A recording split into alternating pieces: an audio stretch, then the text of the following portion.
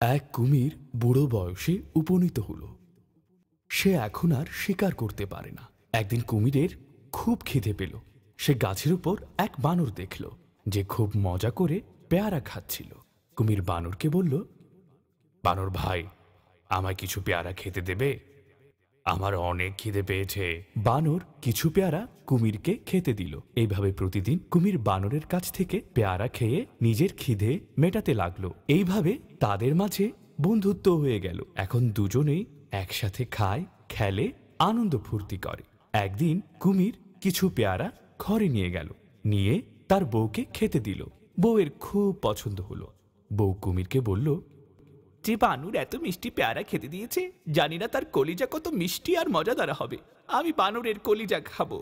না, কখনো না, সে আমার বন্ধু, আমি এমনটা কখনোই করতে পারবো না। কুমিরের বউ নারাজ হয়ে গেল। শেষ পর্যন্ত কুমির বানরকে ধরে আনতে রওনা হলো। কুমির বানরকে বলল, বানর ভাই, তুমি প্রতিদিন আমায় দাওয়াত খাওয়াও, আজ তোমার দাওয়াত আমার ঘরে, তুমি আমার সাথে চলো। বানর কুমিরের পিঠে সওয়ার হলো। কুমির নদীতে সাঁতার কাটতে থাকলো।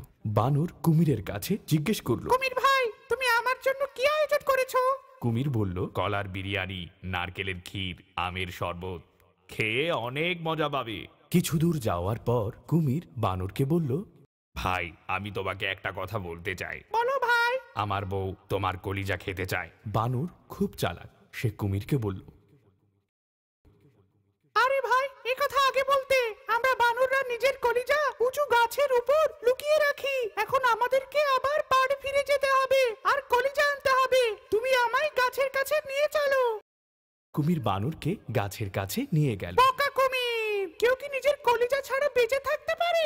আমি বন্ধু হিসেবে তোমাকে সাহায্য করেছি, খেতে দিয়েছি, তুমি এই প্রতিদান দিলে? তুমি তো আমার কলিজা পাবেই না, আর কোনোদিন পেয়ারাও পাবে না। চলে যাও এখান থেকে। দেখলে তো বন্ধুরা, বানর তার বুদ্ধি কাজে লাগিয়ে তার প্রাণ বাঁচাতে সক্ষম হলো। আর কুমির নিজের নির্বুদ্ধিতার কারণে দুটোই হারিয়ে ফেলল। একটি হচ্ছে বন্ধু, আরেকটি মিষ্টি পেয়ারা। শিক্ষা: বিপদের সময় ভয় পাওয়া উচিত নয়, বরং নিজের বুদ্ধিকে কাজে লাগানো উচিত। আর যে কোনো অবস্থায় কারো বিশ্বাসকে ভঙ্গ করা উচিত নয়। কখনো যেন এমন না হয় যে আমাদের সবকিছুই হারাতে হয়, যেমনটা কুমিরের সাথে হয়েছে।